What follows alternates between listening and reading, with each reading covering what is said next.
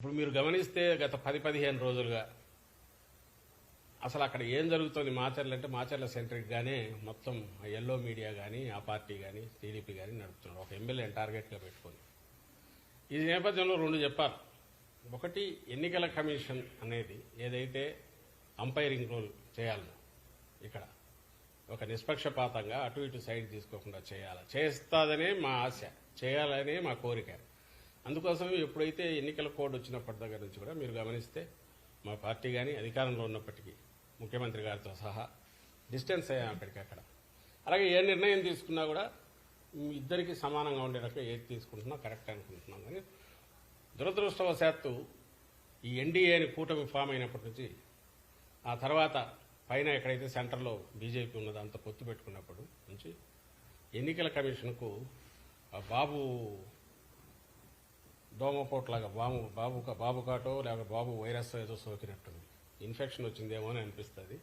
అది ఎంతవరకు పోయిందంటే ముందు అనుమానంగా ఉండేది, ఇప్పుడు నిజమని కూడా అనిపించే రకంగా ఎన్నికల కమిషన్ వ్యవహరిస్తున్న తీరు. ఇప్పుడు ఆల్ ప్రాక్టికల్ పర్పసెస్ ప్రభుత్వాన్ని ఎవరు నడుపుతున్నారంటే ఎన్నికల కమిషన్ నడుపుతోంది. ఆంధ్రప్రదేశ్ ప్రభుత్వాన్ని కాదు, ఎక్కడైనా సరే. అది ఎంత జోక్యం చేసుకుంటోంది ఇప్పుడంటే, ఇప్పుడు మీరన్న ఈ కేసుకు సంబంధించి మాచర్ల కేసులో కూడా అది కనిపిస్తుంది. అక్కడ ఆ రోజు ఈవీఎం జరిగిన సంఘటన ఏదైతే ఉందో దాని మీద మీరు పోవడానికి అసలు ఆ వీడియో ఎక్కడి నుంచి వచ్చింది దాని లేదు. అలాంటి వీడియోలు మిగిలినవి ఎందుకు రిలీజ్ చేయాలంటే వాటిని రిలీజ్ చేయాలి ఎలక్షన్ కమిషన్. నువ్వు నిష్పక్షపాతంగా వ్యవహరిస్తున్నావు అంటే ఎక్కడెక్కడ ఈవీఎంలు డ్యామేజ్ అయినా ఉన్నాయో అవన్నీ బయట పెట్టాలి. బయట పెడుతూ దానికి ముందు తర్వాత జరిగినవి ప్రెమిసెస్లో ఏం జరిగిందో కూడా బయటకు రావాలి. అది ఎందుకు చేయట్లా? ప్లస్ ఆ వీడియో బయటకు వచ్చింది ఎట్లొచ్చింది? వీడియో బయటకు వచ్చిందంటే మాకు తెలియదు, సంబంధం లేదనడం కాకుండా ఇమ్మీడియట్ సీరియస్ కేసు పెట్టాలనా లేదా? కేవలం ఎన్నికల కమిషన్ ఆధ్వర్యంలో ఉంది కాబట్టి మిమ్మల్ని అడుగుతాం.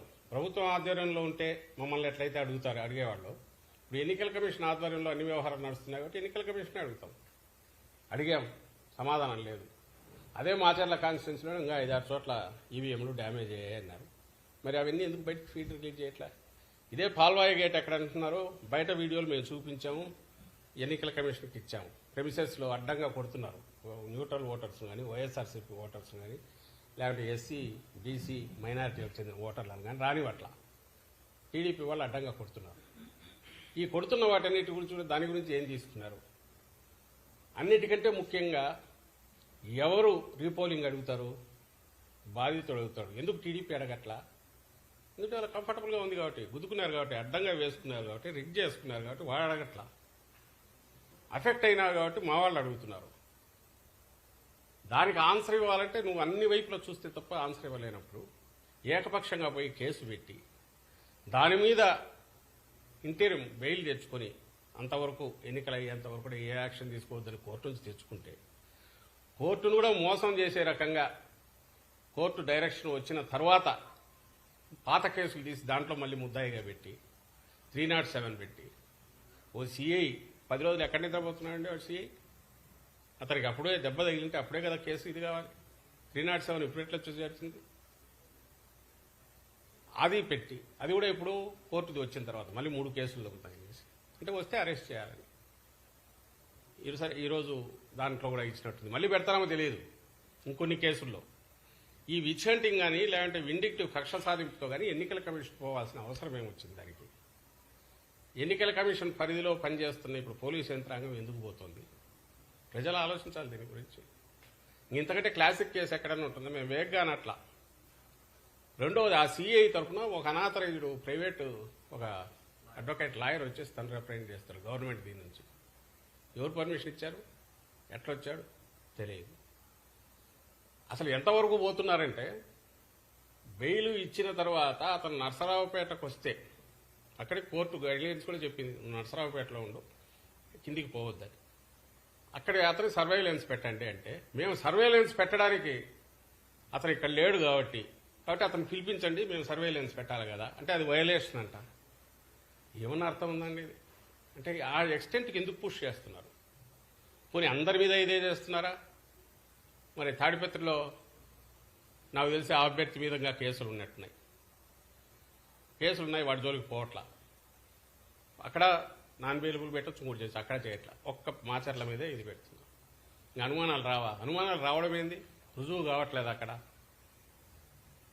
పూర్తిగా కక్ష సాధింపుతో చంద్రబాబు ఎట్లంటే ఆయన రిమోట్ కంట్రోల్తో ఆయన కానీ ఆయనకు కావాల్సిన వాళ్ళు కానీ ఆ పార్టీ నాయకులు కానీ అన్నదానికి తగినట్టే ఎన్నికల కమిషను లేదా దాని ఆధ్వర్యంలో పనిచేస్తున్న పోలీస్ యంత్రాంగం కానీ ఇతర అధికారులు కానీ పనిచేస్తున్నారేమో, వ్యవహరిస్తున్నారేమో అని ఖచ్చితంగా అనిపిస్తుంది. సో ఈరోజు రాలా నిజంగా ఈవీఎం డ్యామేజ్. పోనీ పిఓ ఏమైనా రాశాడా? PO log book main criteria అయినప్పుడు, ప్రాతిపదిక అయినప్పుడు పోలింగ్ ఆగిందని కానీ ఇంకోటని రాశారు. మరుసటి రోజు కేసు పెట్టారు అన్ఐడెంటిఫైడ్ అని కానీ, లేదా పాల్వాయి గేట్ విషయంలో. దాంట్లో లాగ్ బుక్లో రాలే కదా. అదే కదా యాడ్ స్టిక్ మీకు. ఒక వీడియో, పోనీ ఆ వీడియో నువ్వే ఒప్పుకుంటున్నావు, ఈసీ మాకు తెలియదు అది ఎట్లా బయటకు వచ్చింది అని. మరి ఒరిజినల్ ఏముంది? రిలీజ్ చేయి. దాంతోపాటు మిగిలిన 6, 7 అన్నీ రిలీజ్ చేయి. తెలిసిపోతుందిగా ఏం జరిగింది అక్కడని. మరి అక్కడ కూడా అదే న్యాయం అప్లై చేయాలిగా. పోనీ సహజ న్యాయం ప్రకారం చూసినా రీపోలింగ్ అడిగిన వాడు టీడీపీ ఎందుకు రీపోలింగ్ అడగట్లేదు? ఎందుకంటే కంఫర్టబుల్గా ఉంది కాబట్టి. మా అభ్యర్థి ఎందుకు అడిగాడు? అన్యాయం జరిగిందని కాబట్టి. ఏ రకంగా చూసినా, కామన్ సెన్స్తో ఆలోచించిన, రూల్ బుక్ ప్రకారం చూసినా,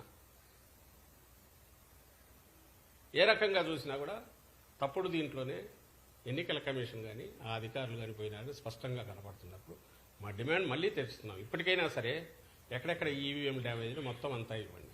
అలాగే ప్రెమిసెస్లో జరిగిన గొడవలు కానీ, మా వాళ్ళని తరిమి కొట్టినవి కానీ, అలాగే లా అండ్ ఆర్డర్ బయట జరిగినవి వీడియోలు వేసి చూపిస్తున్నాం, పట్టించుకోవట్లేదు.